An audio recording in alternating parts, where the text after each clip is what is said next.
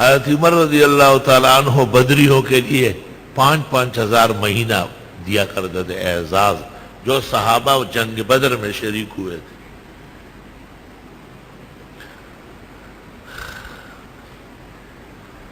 اور جو ان کے علاوہ تھے ان کو 2,000 3,000 اتنی وسعت خزانے میں ہو گئی تھی۔ اور جو مؤذنین یا امام یا مدرس یا گورنر یا وزیر تنخواہ نہیں لیتے تھے 2-3 دفعہ ان کو تنبیہ کر لیتے تھے کہ تنخواہ لیا کرو، جب نہیں لیتے تھے تو معزول کر دیتے تھے، ہمیں تنخواہ والا آدمی چاہیے جو پورا وقت دے۔ اعزازی مدرس محتمم رکھتا ہے مدرسے اور طلباء کو تباہ کرنے کے لیے، اعزازی مدرس قطعا نہ رکھا جائے، موظف رکھا جائے تاکہ اوقات کی پابندی کرے۔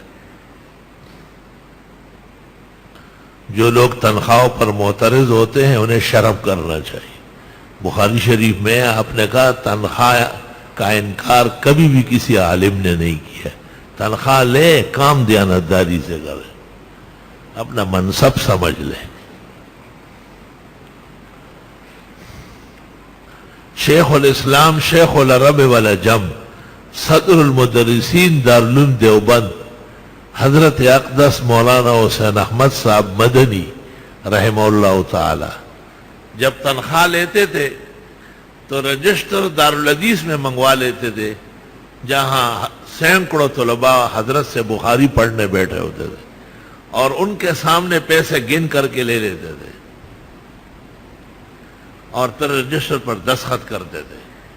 فرماتے تھے کہیں مجھ سے پڑھنے والے یہاں سے جا کر جہالت کے ہوتے ہوئے تنخواہ کو ناجائز نہ کہے، انہیں شرم آنا چاہیے کہ ہمارے استاد دارالحدیث میں تنخواہ لیتے تھے۔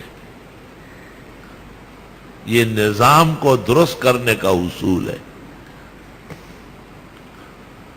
تنخواہ لے لی، 200 روپے تنخواہ دی، اور جیسے ہی دارالعلوم دیوبند سے باہر قدم رکھا بوڑھیوں کے، بیواؤں کے، یتیموں کے لائنیں کڑی ہے۔ جب گھر تک پہنچتے تھے قاری اصغر علی جو خاص خادم ہیں، ان کا بیان ہے کہ میں نے کئی مرتبہ سنا کہ ان سے کہتے تھے اب تو ختم ہو گئے، اگلے مہینے میں انشاءاللہ تعالی آپ کا حصہ پہلے کر دوں۔ گویا لوگوں کے لیے لیتے تھے، مقصد یہی تھا کہ فقراء مساکین کو پہنچے۔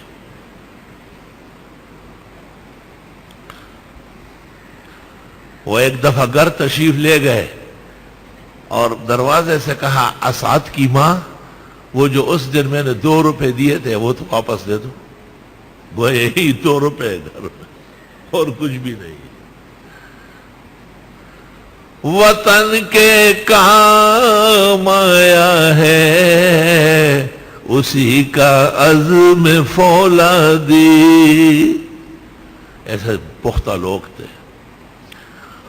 انور صابری نے ایک موقع پہ کہا ہے وطن کے کام آیا ہے اسی کا عزم فولادی، حسین احمد کے قدموں کا تصدق ہے یہ آزادی۔